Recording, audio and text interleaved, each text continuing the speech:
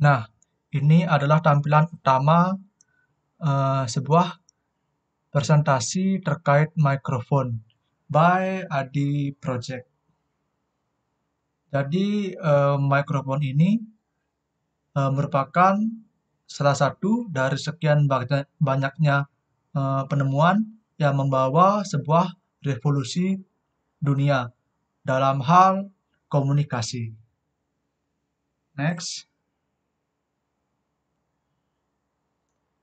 Sebelum lanjut lebih jauh, kita cari tahu dulu sejarah tentang mikrofon. Mikrofon awalnya diciptakan dengan tujuan untuk berkomunikasi. Pada tahun 1665, Robert Hooke adalah orang pertama yang melakukan percobaan atau eksperimen dengan menggunakan media kaleng telepon yang dikasih tali sebagai media perantara yang mampu merambatkan suara dengan jarak tertentu. Jadi untuk media kaleng telepon ini pastinya kita sudah pernah coba di sekolah dasar atau di SD. Terus mikrofon pertama tercipta yaitu mikrofon karbon pada tahun 1876 yang dikembangkan secara independen oleh David Edward Hughes di Inggris dan Emil Berliner bersama Thomas Edison di AS. Jadi apa yang kita tahu ini, Thomas Alva Edison adalah sebuah penemu listrik DC atau listrik direct current. Next. Apa itu mikrofon? Secara umum, mikrofon adalah sebuah perangkat atau transducer yang dimana mengubah energi dari gelombang suara menjadi energi listrik atau sinyal audio. Nah, gelombang suara manusia itu yang ditangkap adalah gelombang sinus atau sine wave. Jika suara manusia itu berupa gelombang sine wave, maka di mikrofon ini bagian outputnya juga gelombang sine wave. Jadi mengikuti gelombang suara aslinya. Oke, next. Nah, jika mikrofon ini mengubah dari gelombang suara menjadi listrik berupa sinyal audio, pada speaker pasif itu sebaliknya, yaitu mengubah energi listrik berupa sinyal audio yang sudah dikuatkan oleh post amplifier atau power amplifier menjadi suara dengan tingkat kekerasan yang tinggi sesuai dengan penguatan sebelumnya sehingga telinga manusia mampu mendengarnya. Dari apa yang kita tahu itu bahwa telinga manusia mampu menangkap gelombang suara dari 20 Hz sampai 20.000 kHz. Oke, kita next. Nah, kita juga perlu tahu yaitu tentang respon frekuensi mikrofon. Di setiap mikrofon, di sini saya mengambil sebuah merek mikrofon yaitu TAF Studio, pastinya memiliki spesifikasi. Nah, di spesifikasi ini terdapat yang namanya frekuensi respon. Frekuensi respon adalah sebuah gelombang atau amplitudo seberapa panjang atau besar amplitudo yang ditangkap oleh mikrofon dan mengubahnya menjadi sinyal audio. Nah, tentang frekuensi mikrofon ini yang umum adalah 20 sampai 20.000 Hz. Terus untuk respon frekuensi mikrofon disesuaikan dan dirancang untuk meningkatkan sumber suara dalam aplikasi tertentu. Jadi untuk responnya tidak hanya 20 Hz sampai 20.000 kHz, bahkan ada yang lebih dan ada yang kurang sesuai dengan aplikasi dan penggunaannya. Oke, next. Selanjutnya, respon frekuensi atau arti lainnya yaitu tingkat keluaran atau sensitivitas mikrofon pada rentang operasinya dari frekuensi terendah hingga frekuensi tinggi. Nah, mikrofon ini dibagi dalam 3 hal respon frekuensi. Yang pertama yaitu mikrofon vokal dengan rentang frekuensi sekitar 80 Hz hingga 15.000 Hz. Terus yang kedua mikrofon snare dan tom yang memiliki rentang frekuensi dimulai lebih rendah yaitu sekitar 50 Hz. Dan yang ketiga mikrofon bass atau drum memiliki rentang frekuensi paling rendah 40 Hz atau bahkan lebih rendah sampai 30 Hz. Jadi beberapa mikrofon itu memiliki frekuensi respon 30 Hz. Biasanya yang mikrofon murahan itu pastinya di spesifikasinya itu tertera 20 Hz sampai 20 kHz. Padahal respon yang paling rendahnya itu tidak sampai 20 Hz. Palingan rata-rata di responnya itu dimulai dari 70 Hz. Begitu. Next. Nah, impedansi mikrofon adalah sebuah istilah elektronik yang mengukur jumlah oposisi yang dimiliki sebuah perangkat terhadap arus AC, misalnya sinyal audio. Secara teknis, impedansi adalah efek gabungan dari kapasitansi, induktansi, dan resistansi pada sinyal. Impedansi diukur menggunakan satuan ohm, yaitu dengan alat ukur multimeter, yang ditunjukkan dengan simbol ohm, yaitu omega. Jadi jika misal sebuah mikrofon memiliki spesifikasi 600 ohm, artinya ia memiliki sebuah impedansi atau resistansi 600 ohm. Ada 3 jenis klarifikasi umum untuk impedansi mikrofon.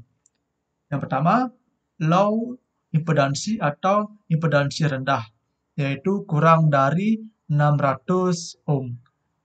Ini sebagai contoh yaitu mikrofon dynamic. Terus yang kedua ada medium impedansi dari 600 ohm sampai 10.000 ohm atau 10 kilo ohm. Ini sebagai contohnya yaitu mikrofon kristal. Dan yang terakhir ini high impedansi atau yang memiliki impedansi paling tinggi, yaitu lebih dari 10.000 ohm. Begitu. Yang pastinya setiap klarifikasi impedansi mikrofon ini memiliki kelemahan. Salah satunya yaitu impedansi mikrofon yang tinggi. Biasanya kelemahan utamanya adalah kinerjanya yang kurang baik jika menggunakan kabel yang panjang. Misalnya kabel sepanjang 5-10 meter. Maka impedansi mikrofon yang high impedansi ini akan bertambah dan mengakibatkan kualitas suara yang rendah karena sinyal audio yang dihasilkan terhambat oleh impedansi kabelnya. Oke, kita next. Nah, jenis-jenis mikrofon ada 9. Yang pertama pastinya yang paling umum yaitu mikrofon dynamic. Mikrofon ini paling sering digunakan untuk para musisi pada panggung atau atau studio rekaman dengan keunggulan yaitu memiliki sensitivitas yang rendah sehingga lebih cocok untuk merekam suara yang cukup keras seperti suara drum dan gitar. Selain itu juga memiliki tahan terhadap suara latar belakang dan feedback. Yang kedua, mikrofon kondensor. Jenis mikrofon ini cocok digunakan untuk merekam vokal dan instrumen yang membutuhkan detail suara yang halus dan jernih. Yang ketiga ada mikrofon ribbon. Mikrofon ini sangat jarang sekali ditemui di zaman sekarang karena harganya yang cukup mahal. Jenis mikrofon ini cocok digunakan untuk merekam instrumen yang memiliki detail suara yang sangat halus seperti biola dan saxophone. Oke, terus yang keempat ada mikrofon lavalier. Mikrofon ini paling sering ditemui di acara-acara TV atau presentasi karena cukup kecil dan cukup compact, hanya dipasangkan pada baju atau kancing, dan juga memiliki sensitif terhadap suara latar belakang dan cocok digunakan untuk ruangan yang ramai. Terus yang kelima ada mikrofon shotgun. Mikrofon shotgun yaitu jenis mikrofon digunakan dalam film atau video. Jenis mikrofon ini memiliki bentuk yang panjang dan ramping. Mikrofon ini memiliki keunggulan yaitu lebih sensitif terhadap suara yang berasal dari arah depan. Jadi untuk arah tangkap suaranya ini hanya berfokus di arah depan saja. Yang keenam ada mikrofon USB, adalah jenis mikrofon yang cukup populer di kalangan vlogger atau podcaster. Jenis mikrofon ini mudah digunakan karena hanya perlu dicolokkan ke komputer atau laptop melalui port USB saja. Next. Yang ke-7 ada mikrofon wireless. Mikrofon ini sering digunakan oleh presenter atau MC karena tidak memerlukan kabel yang cukup panjang dan dapat digunakan dalam jarak yang cukup jauh. Terus yang ke-8 ada mikrofon headset. Jadi di sini saya mengambil contoh yaitu mikrofon headphone. Jenis mikrofon ini paling sering digunakan dalam panggilan video atau game online. Jadi jenis mikrofon ini terdiri dari earphone dan mikrofon dan terpasang pada kepala. Oke. Dan yang terakhir ada mikrofon instrumen. Mikrofon ini jenis mikrofon yang dirancang khusus untuk merekam suara dari instrumen musik seperti gitar, bass, drum, dan piano. Jenis ini memiliki keunggulan yaitu dengan memiliki sensitivitas yang lebih tinggi atau lebih peka yang dapat menangkap suara instrumen dengan detail yang lebih baik. Next. Nah, sekarang kita lanjut ke cara kerja mikrofon dynamic. Mikrofon dynamic memiliki cara kerja dengan menggunakan prinsip elektromagnetik. Nah, di bagian kanan ini kita terdapat gambar sebuah isi dalaman dari sebuah mikrofon dynamic. Nah, yang garis abu ini paling luar disebut diafragma. Nah, ini kata lainnya yaitu daunnya mic, daun mic-nya.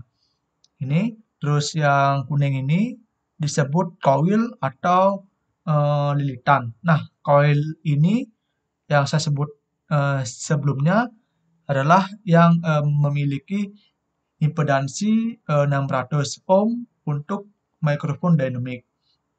Dan ini adalah ada magnet permanen untuk membantu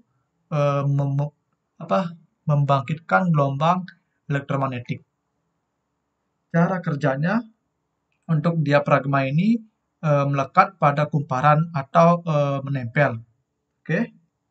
Nah, ketika diafragma ini bergetar karena merespon gelombang suara misalnya dari manusia itu ngomong sendiri, maka diafragma ini akan bergerak maju mundur. Tentunya dalam kumparan ini terdapat sebuah magnet permanen. Nah, ketika ini bergerak menjauh dan mendekat dari magnet, maka ini akan di ujung koil ini akan menciptakan arus sinyal audio pada koilnya. Jadi semakin keras gelombang suara yang ditangkap, maka arus pada koil ini semakin besar. Ini disebut sensitivitas respon mikrofon. Jadi mikrofon itu terdapat kualitas respon frekuensi yang ditangkapnya. Semakin mahal mikrofon, pastinya frekuensi yang ditangkap semakin jelas, yaitu dari 20 Hz sampai 20.000 Hz. Dan ini juga dipengaruhi oleh kualitas diafragmanya dan koil, apalagi koil yang ini adalah komponen paling vital pada mikrofon. Jika ini saja yang rusak, yaitu koil, maka mikrofon tidak akan dapat merespon gelombang suara. Oke, yang ini mikrofon dynamic. Kita next ke mikrofon kondensor. Oke, jadi di sini saya hanya menjelaskan dua cara kerja mikrofon saja ya, yaitu mikrofon dynamic dan mikrofon kondensor. Nah, untuk mikrofon kondensor ini memiliki sistem kerja berdasarkan prinsip charge dan discharge kapasitor. Nah, jika kalian membeli sebuah mikrofon kondensor, biasanya mendapatkan satu set box yang berisi ini mikrofon kondensor, terus ini sebagai power supply phantomnya, dan ini yaitu kabel XLR dari mikrofon ke perangkat mixer atau sound card. Terus ini kabel AC core untuk power supply eh, rangkaian phantom mikrofonnya, dan ini adalah sebuah tempat atau stand untuk mikrofonnya. Biasanya mikrofon kondensor ini biar dia bisa menghasilkan sinyal audio, maka diperlukan sebuah bantuan yaitu rangkaian phantom tegangan. Oke, jadi bisa dianggap mikrofon dynamic ini adalah mikrofon pasif, yaitu yang bekerja tanpa diperlukannya atau dibantu oleh tegangan eksternal. Sedangkan mikrofon kondensor ini dia perlu tegangan untuk melakukan atau menangkap gelombang suara dan merubahnya menjadi gelombang listrik dengan berdasarkan prinsip charge dan discharge kapasitor. Nah, untuk cara kerjanya yang lebih spesifik, ketika kedua plat ini adalah kapasitor, yaitu yang dua plat ini. Sedangkan ini adalah baterai atau yaitu bisa disebut juga phantom tegangannya. Nah, ini terdapat juga resistor yang berfungsi sebagai penghambat supaya suara yang dihasilkan tidak terlalu keras. Jadi dibuang sesuai dengan kebutuhan output audio sinyalnya. Nah, ketika kedua plat saling merapat karena menangkap gelombang suara yang berupa sine wave, maka kapasitor ini akan meningkat dan terjadi penambahan arus pada kapasitor ini. Ketika kedua plat saling menjauh, maka kapasitansi akan berkurang dan terjadi pelepasan arus. Nah, sebuah kapasitor terdiri dari dua buah plat, depan dan belakang. Pada mikrofon kondensor ini, salah satu platnya terbuat dari material yang sangat ringan dan berfungsi sebagai diafragma. Nah, ini yang plat paling depan ini atau yang bertemu langsung dengan gelombang suara, yaitu diafragmanya. Sebagai diafragma, terus ketika terkena gelombang suara, plat diafragma ini akan bergetar dan menyebabkan terjadinya perubahan jarak antar kedua plat, yaitu front plat dan back plat antara kedua plat, sehingga menyebabkan terjadinya perubahan kapasitansi. Nah, dari perubahan kapasitansi ini akan mengalirkan tegangan yang bervariasi sesuai dengan gelombang suara yang ditangkap oleh mikrofon kondensor ini. Oke. Untuk kata kondensor sendiri diambil dari istilah kapasitor. Jadi untuk mikrofon kondensor ini bekerja berdasarkan prinsip komponen kapasitor. Baik, sekian dulu presentasi terkait mikrofon dari saya, Adi Project. Ini sudah cukup lama ya, udah setengah jam. Dan ini adalah sumber-sumber dari materi yang saya ambil, yaitu dari Gosen Suara Indonesia, SURE, Rajita R, dan Berita. Terima kasih atas informasi materinya. Oke, saya tutup dan next ke video selanjutnya. Bye.